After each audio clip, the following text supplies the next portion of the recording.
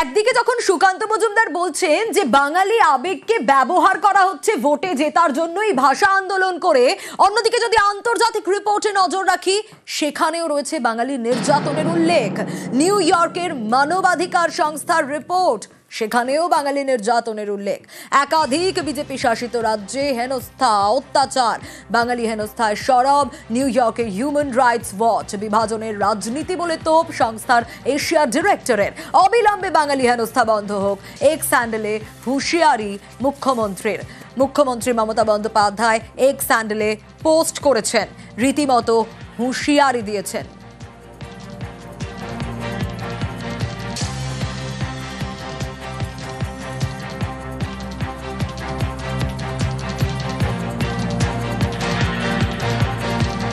মুখ্যমন্ত্রী মমতা বন্দ্যোপাধ্যায় তিনি এক্স হ্যান্ডেলে পোস্ট করেছেন, কারণ আন্তর্জাতিক যে রিপোর্ট সেই রিপোর্টও বলছে বাঙালি নির্যাতনের কথা। নিউ ইয়র্কের মানবাধিকার সংস্থার রিপোর্টেও বাঙালি নির্যাতনের উল্লেখ রয়েছে। একাধিক বিজেপি শাসিত রাজ্যে হেনস্থা, অত্যাচার, বাঙালি হেনস্থায় সরব নিউ ইয়র্কের হিউম্যান রাইটস ওয়াচ। বিভাজনের রাজনীতি বলে তোপ সংস্থার এশিয়া ডিরেক্টরের। অবিলম্বে বাঙালি হেনস্থা বন্ধ হোক, এক্স হ্যান্ডেলেও মুখ্যমন্ত্রীর হুঁশিয়ারি।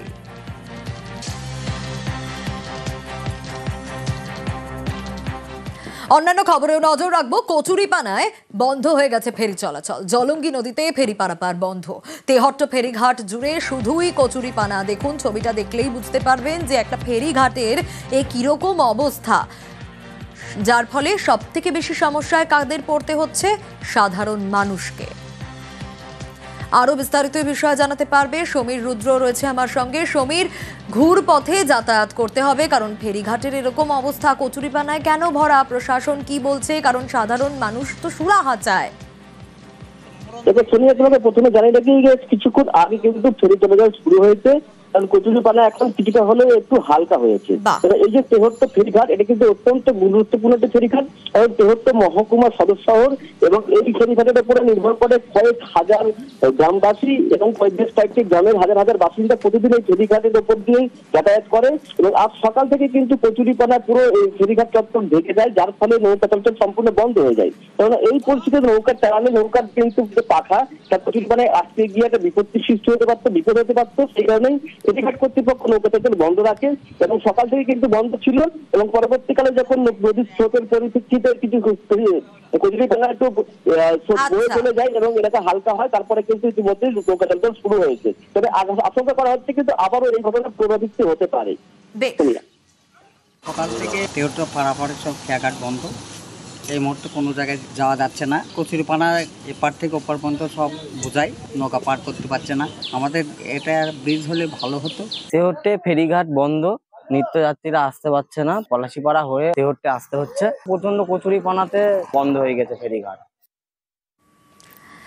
গাছের তলায় ঝুপড়িতে বসবাস করতেন বহু বাসিন্দা এবং তাদের জন্য সরকার উদ্যোগ নিল।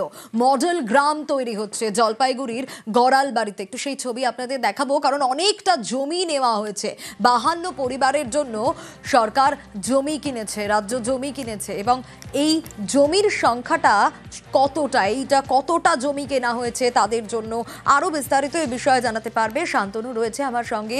শান্তনু, সরকারের শুভ উদ্যোগ বলা যায়, তার কারণ এই মডেল গ্রাম যদি হয় তাহলে এতগুলো পরিবার, 52টা পরিবার তো কম নয়, যারা মাথার ওপর ছাদ পাবেন।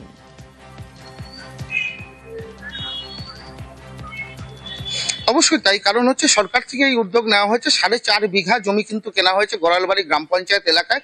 সেই জমির উপর দিয়ে তৈরি করা হয়েছে রাস্তা, পানীয় জল পৌঁছে দেওয়া হয়েছে, বিদ্যুতের খুঁটি বসেছে এবং 52টি পরিবারকে কিন্তু সেই জমির উপর পাট্টা দেওয়া হয়েছে। এবং 52টি পরিবারের মধ্যে ইতিমধ্যে 30টি পরিবার এসে সেখানে আশ্রয় নিয়েছেন, কারণ এদের কোনো আশ্রয় বা ঠিকানা ছিল না এতদিন।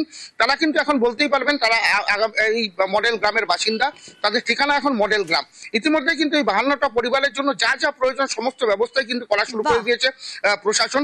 এবং এই গ্রামটা এখন যেই মুহূর্তে বিভিন্ন বাড়ি তৈরি হওয়া শুরু হয়েছে, সে চারপাশ কিন্তু গাছগাছালিতে ভরে তোলা হচ্ছে। বিভিন্ন মেডিসিনাল প্ল্যান্ট থেকে শুরু করে পুষ্টিকর বিভিন্ন ধরনের খাবার গাছ কিন্তু এখানে লাগানোর পরিকল্পনা নেওয়া হয়েছে, যার কাজও কিন্তু শুরু হয়ে গেছে।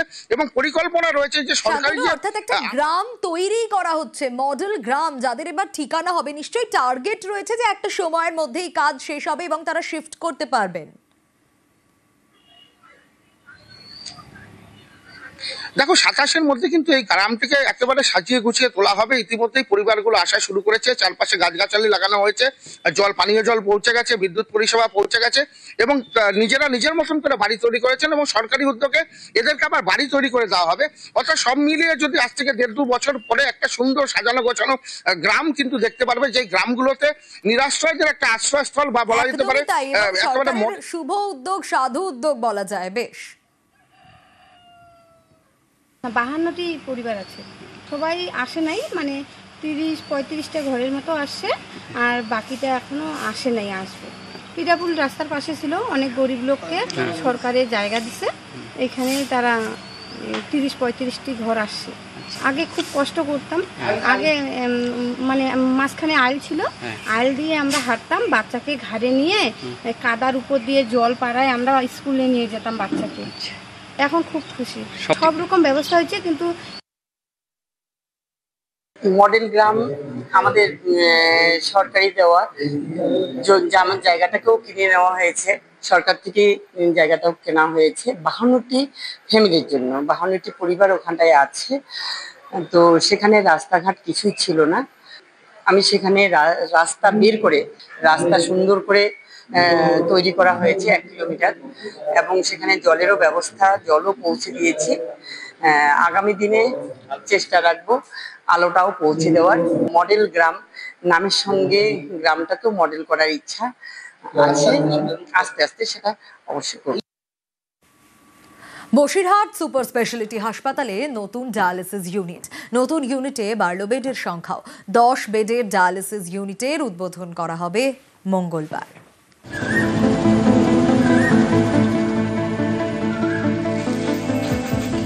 উত্তর 24 পরগনার বসিরহাট সুপার স্পেশালিটি হাসপাতাল।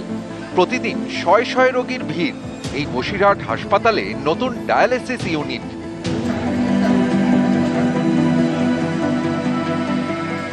বসিরহাট দক্ষিণের বিধায়ক জানান 29শে জুলাই নতুন ইউনিটের উদ্বোধন করবেন মুখ্যমন্ত্রী।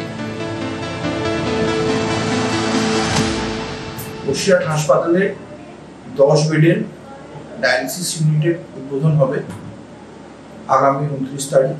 মাননীয় মুখ্যমন্ত্রী মমতা বন্দ্যোপাধ্যায় তার উদ্বোধন করবেন। তার সমস্ত ব্যবস্থাপনা, তার সরঞ্জাম, তার সমস্ত পরিকল্পনা পরিদর্শনের জন্য আজকে বসিরহাট হাসপাতালে আসে। বসিরহাট হাসপাতালে অনেকদিন আগেই 5 বেডের ডায়ালিসিস ইউনিট চালু হয়, কিন্তু দিন দিন রোগীর সংখ্যা বাড়তে থাকায় বেড বাড়ানোর সিদ্ধান্ত নেওয়া হয়। হাসপাতালের প্রসূতি বিভাগের পাশে তৈরি করা হয় একতলা ইউনিট। এই নতুন ডায়ালিসিস ইউনিটটিতে রয়েছে 10টি বেড। খুব ভালো হয়, আমাদের তো বর্তমানে এটা বহুত বড় একটা এরিয়া, প্রচুর লোকের এখানে পেশেন্টের চাপ থাকে। 5টা যখন ছিল, বর্তমান যদি আরো বাড়িয়ে থাকে তাহলে তো আমাদের খুব সৌভাগ্যের ব্যাপার। এতে করে আমরা খুব খুশি হয়েছি, আমরা মুখ্যমন্ত্রীকে ধন্যবাদ জানাই। 5 বেডের যখন ছিল তখন মানুষের ভীষণ হয়রানি হতো এবং বাইরে গিয়ে চিকিৎসা করতে হতো, তার জন্য অনেক পয়সা খরচ করতে হতো। তার 5টা বেড বাড়া মানে মানুষের সুরাহা হলো। মানবিক মুখ্যমন্ত্রীকে বসিরহাটবাসী হিসেবে অসংখ্য ধন্যবাদ জানাই। উত্তর 24 পরগনা থেকে অনুপম সাহা, নিউজ 18 বাংলা।